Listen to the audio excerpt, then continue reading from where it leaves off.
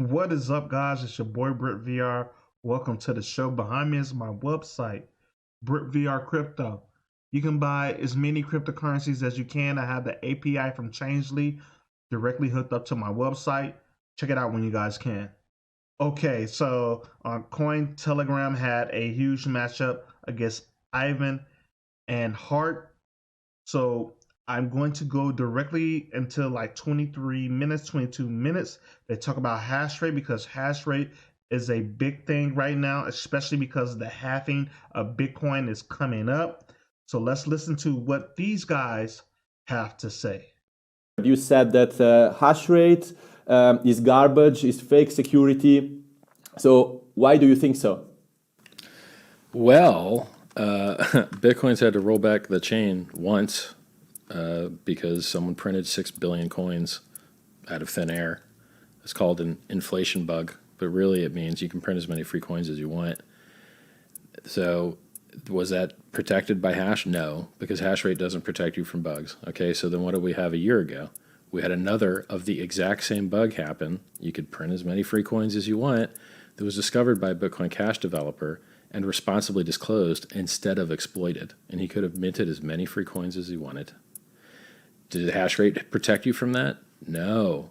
So what you have is security theater where people pretend that hash rate protects and makes the coin more secure when all of the problems the coin has ever had have come from software bugs. And hash rate has absolutely no effect whatsoever and is of no use to help versus those bugs that are the real ones that we get.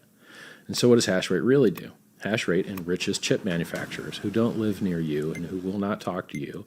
And in your audience, I guarantee less than 1% of you is a miner because it costs you $1,000 or $2,000 of money to send to some foreign country. Ivan, what do you think about it? Richard always had this very critical stance against miners.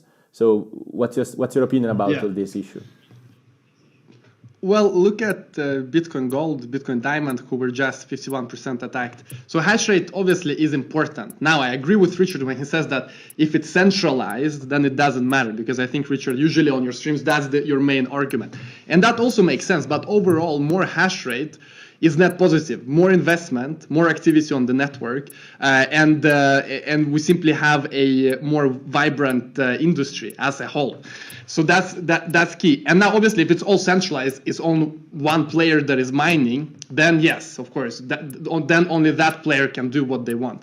But miners are not one player. Yes, they are centralized. It is in one area of the world mainly, but incentives are created in such a way that everyone is working for the network. That is what Satoshi solved, really. He solved the issue of incentives by incentivizing everyone to play by the rules. Everyone wants more money.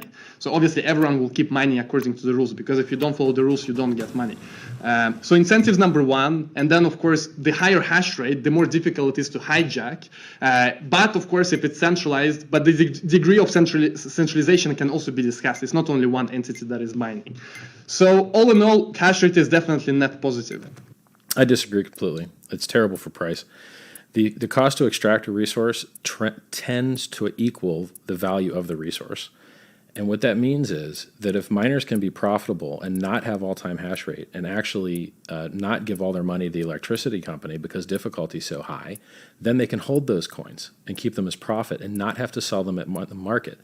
When hash rate is at all-time high, it means that miners have to sell every single coin that they can get to pay the electric company. And what does that mean? It means $500,000 an hour of Bitcoin gets sold by miners to pollute the environment.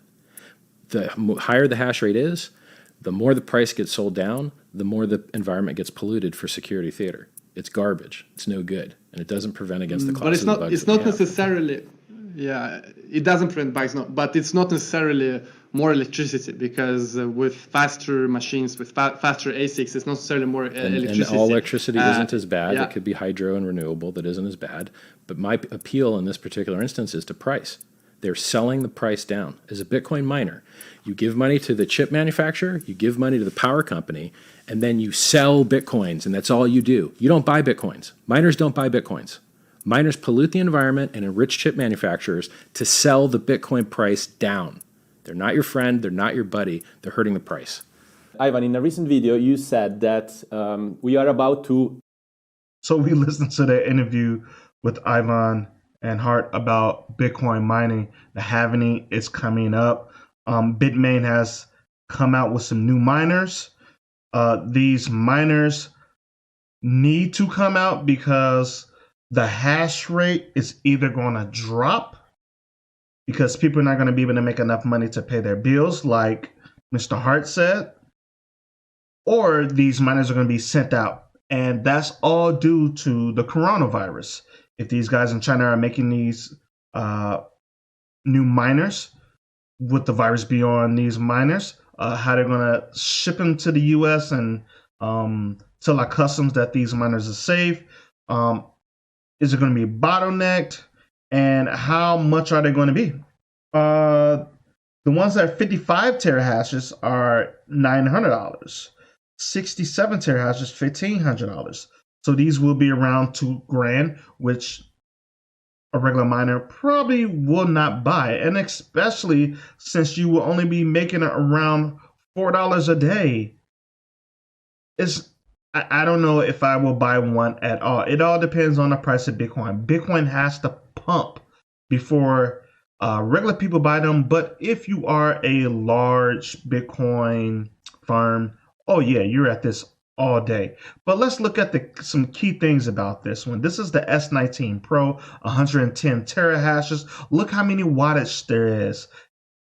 3250 wattage. A regular outlet has 2400 watts. So with this new machine right here, you're going to have electrician come in and pump up the voltage in your outlet to be able to pump this in. And you're only making $4 a day estimated. Now it all depends on your electricity costs or where you're getting it from. It could be lower than this. You'll make what, $6? It could be more than this, and you're gonna making $2 a day. So this is not looking good for Bitcoin overall because it's become a lot centralized because the people who are going to be buying these most likely are going to be running firms. But if somebody want to send me one, just leave me a link at the bottom. All right, guys, I'm going to end the video right here. Thank you for watching. Hit the like button, hit the subscriber button. Also, check out my website, BritVR Crypto. And all you guys have a good day and all you guys have a good night. And enjoy the crypto life. Peace.